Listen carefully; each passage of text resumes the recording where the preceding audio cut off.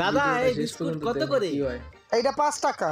দেন বিস্কুটের দাম ও। 5 টাকা বলছে। তাহলে আরেকটা নিলাম, ঠিক আছে। দুটো কত হলো? হিসাব দাঁড়াও করে হিসাব করে দেখতাছি। করছি। দেখ হিসাব করো, সমস্যা নেই। এই 5 মতো হয়। এই 5 এনি কি যদি বেচারা যোগ লাগে? করি হয়ে গেল 5 5 হুম। 55 টাকা দাদা। 5 টাকার না, বিস্কুট তাই 55 আমি একটাই নেবো, একটা থাক। কত হলো?